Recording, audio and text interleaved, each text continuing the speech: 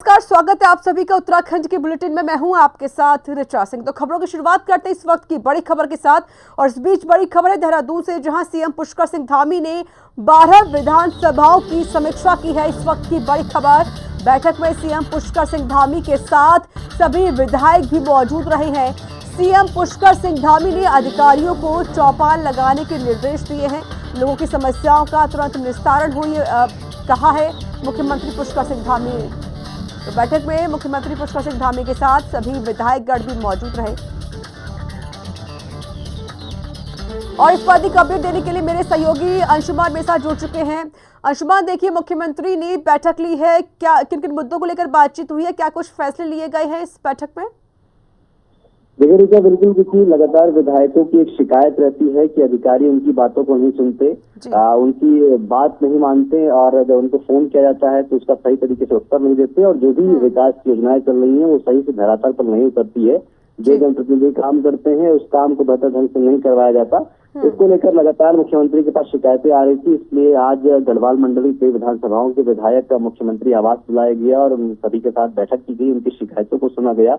और इस बैठक में मंत्री महोदय भी मौजूद रहे। सतपाल महाराज जो कि पीडब्ल्यू विभाग के मंत्री हैं, पर्यटन मंत्री हैं, वो भी यहाँ पर मौजूद रहे। सुबोध उनियाल जो कि वन मंत्री हैं वो भी मौजूद रहे, और स्वास्थ्य शिक्षा मंत्री धन सिंह रावत भी इसमें मौजूद रहे। कई विधायक और मौजूद रहे। मुख्यमंत्री ने साफ तौर पर सभी अधिकारियों को निर्देश दिए हैं कि जो भी जनप्रतिनिधि कह रहे हैं या जो भी योजनाएं चल रही हैं उसे धरातल पर उतारा जाए, जनप्रतिनिधियों की बात सुनी जाए, यानी जो विधायक है उनकी बात सुनी जाए।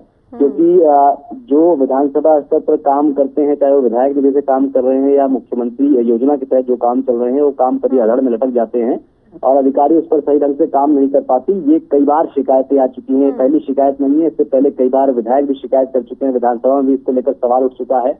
आज मुख्यमंत्री ने ये साफ तौर पर सभी अधिकारियों को निर्देश दिए हैं कि जो भी योजनाएं जो मुख्यमंत्री द्वारा घोषणाएं की जा रही हैं उस पर उसको अमल में लाया जाए, और उसके साथ जो योजना चल रही है उसे धरातल पर सही तरीके से उतारा जाए। और सभी विधायकों को भी निर्देश दिए गए हैं शासन स्तर पर यह है कि जो 5 साल से, चाहे वो पहाड़ में हो या मैदान में, अगर 5 साल से किसी एक जगह पर कोई अधिकारी उसकी पोस्टिंग है और उसकी पोस्टिंग कहीं और नहीं की गई है, उसकी लिस्ट तैयार की जाए, जिससे उन्हें किसी और जगह पर भेजा जाए, जिससे उनकी नौकरशाही अफसरशाही ऐसी ना चले कि वहीं पर रह के कुछ काम करें और अपना दबदबा बनाकर रखें। इसको लेकर लिस्ट तैयार करने के लिए मुख्यमंत्री की तरफ से निर्देश दिए गए हैं, और उसके साथ ही मुख्यमंत्री ने साफ तौर पर सभी को निर्देश दिए हैं कि जिसकी जो जिम्मेदारी है वो अपना काम करे। अगर जिम्मेदारी नहीं निभाते हैं तो उन सबकी लिस्ट तैयार होगी और उन पर कार्रवाई की। जिस तरीके से विधायकों की द्वारा जो शिकायत की जा रही थी उसको लेकर यहाँ पर बैठक की गई और साथ ही अधिकारियों को निर्देश दिए गए। और देखिए, सबसे बड़ी बात यह है कि अब निकाय चुनाव भी नजदीक आने वाले हैं, तो जाहिर है कि विधायक अब डोर टू डोर कैंपेन भी करेंगे, और लोकसभा के चुनाव भी आने वाले हैं 2024 में। तो क्या इन चुनावों को लेकर भी बैठक की गई? क्या चुनावों को लेकर इस बैठक में बातचीत हुई है? देखिए, चुनाव तो निश्चित तौर पर चुनाव में सबकी अपनी अपनी भूमिका होगी, सबकी अपनी अपनी जिम्मेदारी होगी, और संगठन स्तर पर लगातार बीजेपी इसको लेकर तैयारी करती रहती है। चाहे बूथ स्तर की बात हो, शक्ति केंद्रक हैं उनको तैयार करती रहती है, और जो बीजेपी के कार्यकर्ता हैं वो लगातार मजबूती से इस पर काम करते हैं। विधायकों की एक पीड़ा है, उनकी लगातार ये शिकायतें होती हैं कि जो वो चाहते हैं, वो काम कोई भी करना चाहते हैं तो अधिकारी उनकी सुनते नहीं हैं। अगर उनको जरूरत पड़ती है तो उस समय वो काम उनका नहीं हो पाता है, चाहे सचिवालय के बैठे अधिकारी हो या उनके विधानसभा स्तर पर या जिला स्तर पर बैठा अधिकारी हो। वो फिर मामला मुख्यमंत्री आवास पहुंचता है, मुख्यमंत्री को शिकायतें मिलती हैं, तब मुख्यमंत्री अधिकारियों को निर्देश देते हैं, लेकिन वो फिर बीच में ही अधड़ में सारी योजनाएं या उनकी बातें लटक जाती हैं। इसको लेकर ही मुख्यमंत्री ने आज सभी की शिकायतों को सुनते हुए आज पूरी बैठक ली, और बैठक में कई विधानसभा के विधायक मौजूद रहे। ये जो अलग अलग, चाहे कर्णप्रयाग हो, केदारनाथ हो, क्योंकि आने वाले वक्त में 4 धाम की यात्रा भी शुरू हो रही है, तो जरूरी है कि वहाँ की योजनाओं का किस तरीके से क्रियान्वयन चल रहा है। चाहे वो पीडब्ल्यूडी विभाग की बात हो, स्वास्थ्य विभाग की बात हो, स्वास्थ्य विभाग कह रहा है कि हम कैंप्स लगाएंगे अलग अलग जगहों पर हर 2 किलोमीटर पे, और पीडब्ल्यूडी विभाग को पहले निर्देश दिए गए हैं कि जो ऑलवेदर रोड है वहाँ पर गड्ढे को भरा जाए, तो इसलिए भी जरूर अधिकारियों को पूरे निर्देश दे दिए गए हैं, साथ ही चौपाल लगाने के निर्देश भी यहाँ पर दिए गए हैं मुख्यमंत्री की तरफ से। चलिए, बहुत बहुत शुक्रिया अंशुमान आपका अधिक जानकारी देने के लिए। इस बड़ी खबर है हरिद्वार से, जहां लोक सेवा आयोग पेपर लीक मामले में कार्रवाई जारी है। पेपर लीक होने के बाद एसआईटी की कार्रवाई जारी है। पूर्व भाजपा नेता संजय धारीवाल पर जल्द कुर्की की कार्रवाई होगी। एसआईटी ने धारीवाल के घर पर नोटिस भी चस्पा दिया है। इस वक्त की बड़ी खबर आपको बता रहे हैं, जहां पर एसआईटी ने धारीवाल के घर पर नोटिस चस्पा कर दिया है। लोक सेवा आयोग पेपर लीक मामले में पुलिस लगातार कार्रवाई कर रही है, तो वहीं पेपर लीक होने के बाद एसआईटी की कार्रवाई लगातार जारी है। आपको बता दें कि पूर्व भाजपा नेता संजय धारीवाल पर जल्द कुर्की की कार्रवाई होगी। इस बीच एक और बड़ी खबर है देहरादून से, जहां सीएम पुष्कर सिंह धामी ने पुलिस विभागों को निर्देश दे दिए हैं। इस वक्त की बड़ी खबर, जहां सीएम धामी ने त्योहारों पर विशेष सतर्कता बरतने के निर्देश दिए हैं अधिकारियों को। होली को लेकर पुख्ता इंतजाम करे प्रशासन, ये निर्देश दिए गए हैं। प्रदेश की सीमा से लगे जनपदों में सतर्कता और भी बढ़ती जाए। तो आगामी त्योहारों को लेकर मुख्यमंत्री पुष्कर सिंह धामी काफी सतर्क नजर आ रहे हैं, जिसको लेकर उन्होंने पुलिस विभाग को भी सख्त लहजे में निर्देश दिए हैं। और सीएम पुष्कर सिंह धामी ने कैबिनेट से पहले मंत्रियों को समय पर एजेंडा नहीं मिलने पर कड़ा रुख अपना लिया है। मुख्यमंत्री ने मुख्य सचिव को सभी मंत्रियों को कैबिनेट से 2 दिन पहले एजेंडा उपलब्ध कराने के निर्देश दे दिए हैं। गुरुवार को हुई कैबिनेट बैठक में मंत्रियों ने एजेंडा मिलने में देरी का मुद्दा भी उठाया था। सीएम पुष्कर सिंह धामी ने मुख्य सचिव को दिए निर्देश, मंत्रियों को समय पर उपलब्ध कराएं कैबिनेट का एजेंडा। कैबिनेट से 2 दिन पहले उपलब्ध कराया जाए एजेंडा। मंत्रियों ने एजेंडा मिलने में देरी पर जताई है नाराजगी। गुरुवार को देहरादून में हुई कैबिनेट की बैठक में मंत्रियों ने एजेंडा देरी से मिलने का मुद्दा उठाया। मंत्रियों ने नाराजगी जताते हुए कहा कि एजेंडा मिलने में देरी से उन्हें बैठक में लाए जाने वाले विषयों की जानकारी समय पर नहीं मिल पाती, जिसका असर कैबिनेट में लिए जाने वाले फैसलों पर पड़ता है।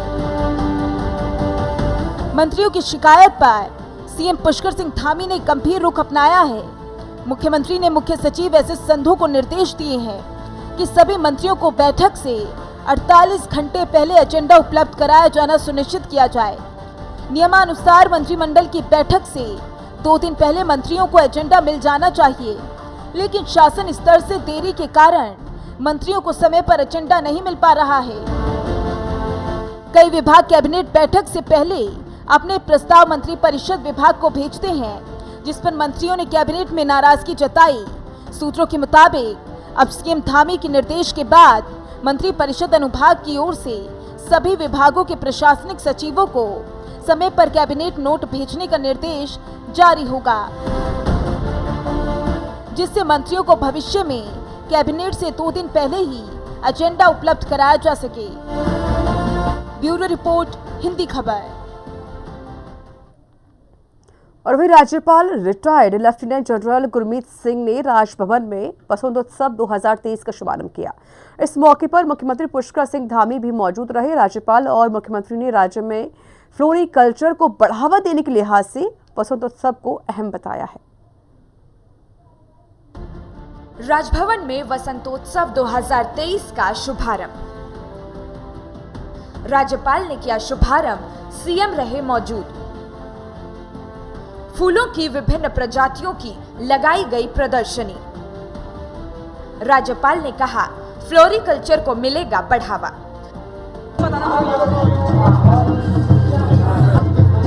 देहरादून राजभवन में वसंतोत्सव 2023 का आगाज हो चुका है।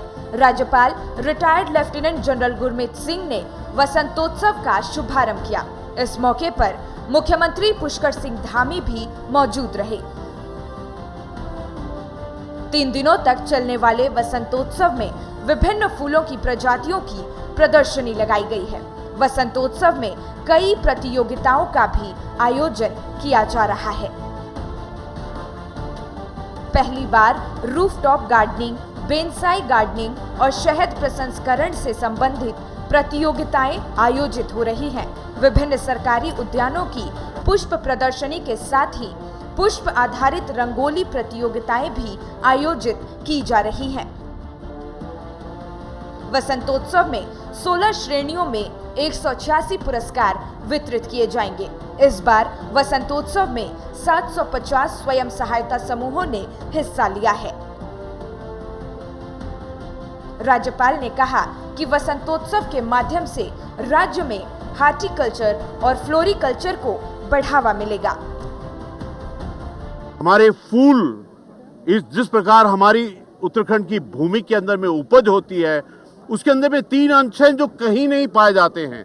एक तो हिमालयस का आशीर्वाद, गंगा मैया, गंगा जी और जमुना जी का आशीर्वाद, उसके अलावा एक अलग ही डिविनिटी, और जो फूलों के अंदर में, जो प्रोड्यूस के अंदर में, जो हमारी महिला, जो हमारे कृषक, जो हमारे इनोवेटर्स हैं, जो भी हार्टिकल्चर के साथ में व्यवसाय, पैशन या इंटरेस्ट लेते हैं, उनके लिए आने वाला समय मैं कहूँगा कि एक समृद्धि का, एक खुशहाली का, एक अलग ही ट्रांसफॉर्मेशन का होगा। वहीं सीएम पुष्कर सिंह धामी ने कहा कि वसंतोत्सव राज्य के पुष्प उत्पादों के प्रदर्शन का एक बड़ा मंच है, जिससे इन उत्पादों के लिए बाजार उपलब्ध कराने में मदद मिलेगी।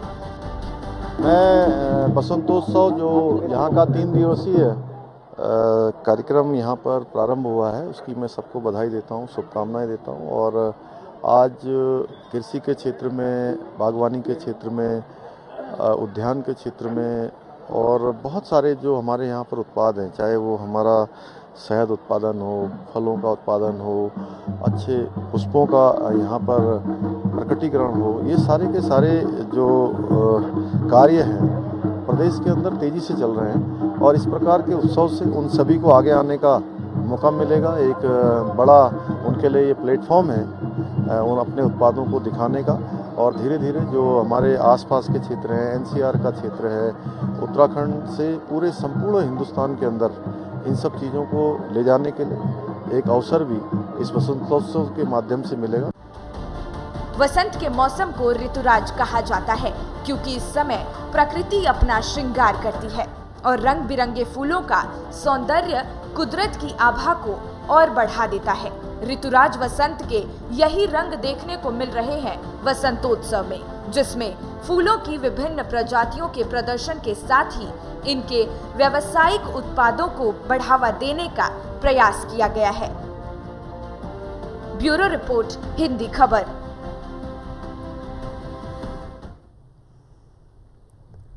और वहीं गैरसैंण में होने जा रहे बजट सत्र को लेकर सरकार तैयारियों में जुटी हुई है। वहीं विपक्षी कांग्रेस सरकार को सड़क से सदन तक घेरने की तैयारी में है।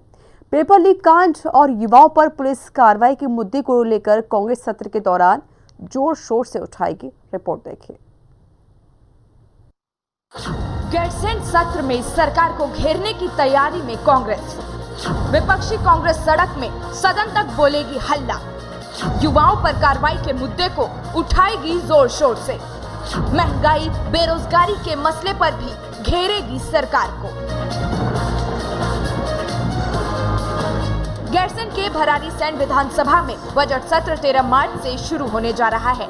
सत्र को लेकर सरकार तैयारियों में जुटी हुई है। वहीं विपक्षी कांग्रेस भी सत्र के दौरान सरकार को घेरने की तैयारी में है। खासतौर से बेरोजगार युवाओं के मुद्दों पर कांग्रेस की हल्ला बोल की तैयारी है। कांग्रेस प्रदेश अध्यक्ष करण माहरा ने कहा कि सरकार पेपर लीक के मामलों पर अंकुश नहीं लगा पाई और विरोध में आवाज उठाने पर बेरोजगार युवाओं पर लाठीचार्ज कराया और फिर उन पर मुकदमे लाद दिए। कांग्रेस इस मुद्दे को मजबूती से उठाएगी। इसके अलावा अंकिता हत्याकांड में वीआईपी के नाम का खुलासा नहीं होना, गन्ने का बकाया भुगतान, बेरोजगारी और महंगाई जैसे मुद्दों पर सरकार को घेरा जाएगा। देखिए, तमाम मुद्दे हैं। महंगाई बहुत बड़ा मुद्दा है। अंकिता भंडारी केस में वीआईपी का नाम अभी तक बाहर नहीं आया है। बेरोजगारों पर लट चल रहे हैं। पेपर लीक भी आप कराएं, SSSC घोटाला भी आप कराएं, आपके गोपन के अधिकारी पकड़े जाए और विरोध करने वाले सीधे साधे नौजवान नवयुवतियों पर आप लाठी भी बरसाएं, उनके ऊपर मुकदमे भी दर्ज करें, तो ये नहीं चलने वाला है। हम इन सारी बातों को लेके, युवाओं की बातों को लेके, बेरोजगारी की बात को लेके, महंगाई को लेकर, गन्ने मूल का अभी तक पुराना भुगतान नहीं हुआ है, इन सारे विषयों को लेकर हम विधानसभा को घेरने का काम करेंगे। अंदर हमारे विधायक साथी इनको घेरेंगे और बाहर हम लोग घेरेंगे। गैरसैंण में लंबे अंतराल के बाद विधानसभा का सत्र आयोजित होने जा रहा है। सरकार बजट के साथ ही कई अहम विधेयक सत्र में पास कराने की तैयारी कर रही है। लेकिन विपक्षी कांग्रेस के लिए ये सत्र आगामी चुनावी मुकाबलों के लिहाज से सियासी संदेश देने का बड़ा मौका है। ऐसे में कोई मौका चूक न जाए, इसके लिए कांग्रेस ने तमाम मुद्दों को लेकर सड़क से सदन तक सरकार पर हल्ला बोलने को कमर कस ली है। ब्यूरो रिपोर्ट, हिंदी खबर।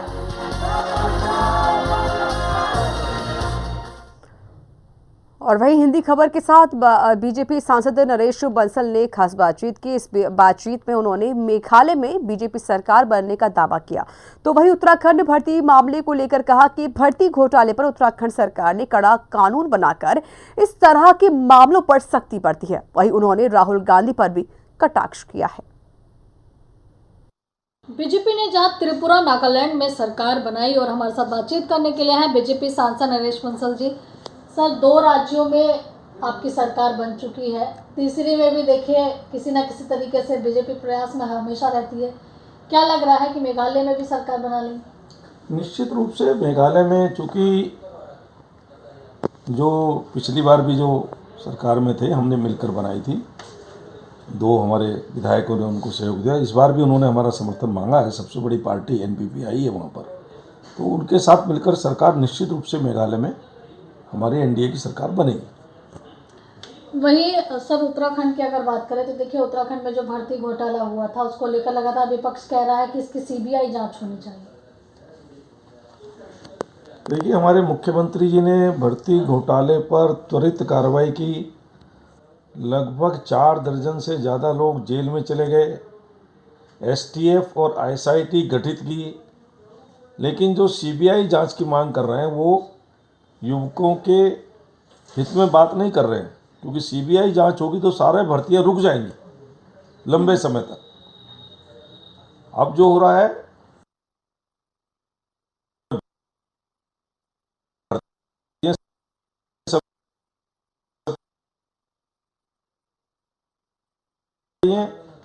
चीज़ों पर रोक लगाई गई है। बड़ा सख्त कानून लाया गया है जिसमें उम्र कैद की सज़ा है, संपत्ति की कुर्की है, 10 लाख रुपए तक, 10 करोड़ तक जुर्माना है।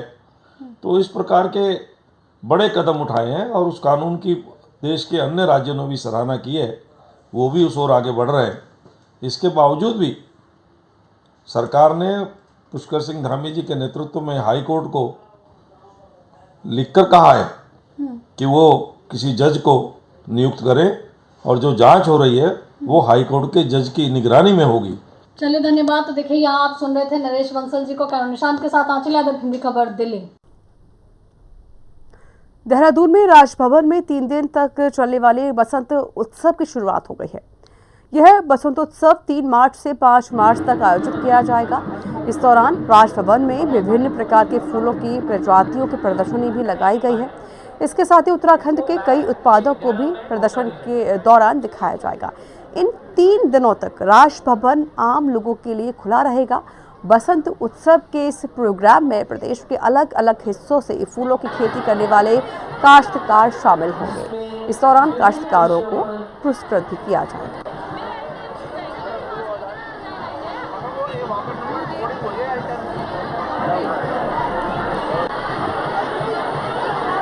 बसंत ऋतु के आगमन से ये ऋतु हम सब के प्रगति का घोतक है, उन्नति का घोतक है, आगे बढ़ने की घोतक है। और हर प्रकार से मैं कहूँ कि एक खुशी के रूप में बसंत ऋतु और माँ सरस्वती की सबसे ज़्यादा स्तुति करने का ये बसंतोत्सव का जो यहाँ पर कार्यक्रम आयोजित किया गया है, ये 3 दिवसीय, ये निश्चित रूप से हमारे प्रदेश के लिए, क्योंकि जहाँ पुष्प के क्षेत्र में, हॉर्टिकल्चर के क्षेत्र में जिस पर हम लोग बहुत काम कर रहे हैं, वह एक अच्छा मंच और एक अच्छा स्थान जिसमें 700 से भी ज़्यादा ग्रुप हमारे इसमें भाग ले रहे हैं, उन सभी को अपने अपने जो उत्पाद हैं उन उत्पादों को कहीं ना कहीं एक बड़ा स्थान प्राप्त होगा। और मैं इस आयोजन के लिए सभी को, जो भी इसमें आयोजक हैं और जो भाग लेने वाले लोग हैं, सभी को बधाई देता हूँ, सबको शुभकामनाएं। आज 3 दिवसीय स्प्रिंग फेस्टिवल का उद्घाटन किया गया है, शुभारंभ किया गया है। वसंत उत्सव 2023 सच कहूं तो आज का दिन बिल्कुल अलग ही लग रहा है, क्योंकि आज जो हमारे पुष्प की पार्टिसिपेशन है, हमारे कृषकों की पार्टिसिपेशन है, आज के इस इवेंट के अंदर में बहुत नई चीजें हैं जो पहले नहीं हुई है। पहली बार है कि ये स्प्रिंग फेस्टिवल 3 दिन का है। देखिए, शिव जी का आशीर्वाद 3 दिन का 3 दिवसीय इवेंट है।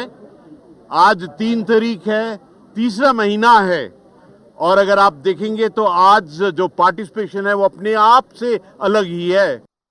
उत्तराखंड के पहाड़ी उत्पादों को इंटरनेशनल मार्केट देने को लेकर लगातार सरकार काम कर रही है। बसंतोत्सव 2023 का आज शुभारंभ हुआ है। 3 दिन का ये पूरा कार्यक्रम होगा जो कि राजभवन में आयोजित किया गया है। मैं कैमरा मैन से कहूँगा एक बार दिखाएं।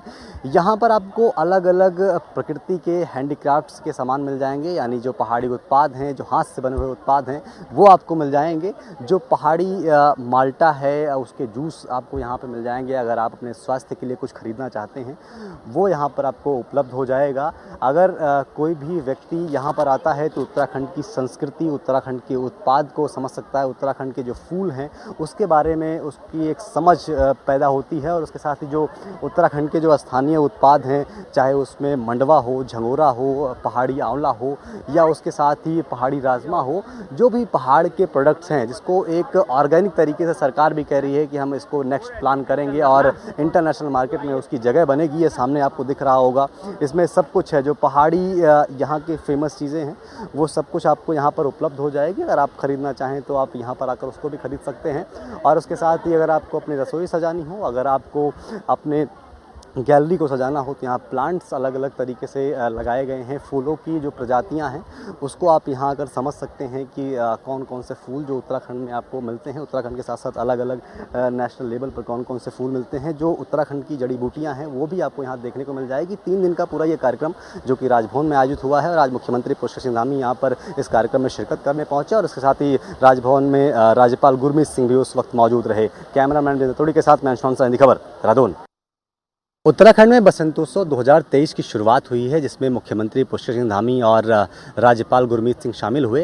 राजभवन में इस प्रदर्शनी को लगाया गया है, और इस प्रदर्शनी का उद्देश्य है कि समाज के लोग ये समझ सकें कि उत्तराखंड की वादियों में क्या क्या प्राकृतिक चीज़ें हैं, क्या क्या उत्पाद होता है, और जो फूलों की घाटी कही जाती है, किन किन कौन कौन से फूल होते हैं। इसको लेकर देखिए अलग अलग फूल यहाँ पर लगाए गए हैं। मैं कैमरामैन सहयोगी से कहूँगा कि ये दिखाएँ। यहाँ केल के फूल हैं, कलाचों के फूल हैं, डहेलिया के फूल हैं। ऐसे ऐसे फूलों के नाम हैं, ऐसी प्रजातियां हैं जो शायद आपको पहले आपने ना सुनी हो, इसलिए इसको लगाया जाता है कि आप समझ सकें उत्तराखंड के बारे में भी।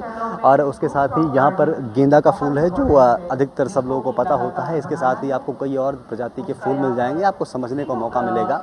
सामान्य ज्ञान के लिहाज से भी, अपने खुद की समझ के लिहाज से भी, उत्तराखंड के लिहाज से भी आपको समझने का मौका मिलेगा। इसके साथ ही यहाँ पर प्रदर्शनी के तौर पर उत्तराखंड के जो स्थानीय उत्पाद हैं उसको लगाया गया है। उत्तराखंड की जो संस्कृति है उसकी एक झलक यहाँ पर दिखती है। आम जनता के लिए इसको ओपन किया गया है कि आम जनता आए और यहाँ पर इन सभी चीज़ों को समझे, चाहे वो फूल हो, चाहे उत्तराखंड की संस्कृति हो, उत्तराखंड के उत्पाद हो, और उसको इंटरनेशनल एक मार्केट दी जा सके और उत्तराखंड को अग्रणी राज्यों में से एक बनाया जा सके। कैमरामैन जिंदतोड़ी के साथ मैं हिंदी खबर, देहरादून। तो इसी के साथ उत्तराखंड की खबरों में इतना ही। देश दुनिया की तमाम खबरों के लिए बने रहिए हिंदी खबर के साथ। नमस्कार।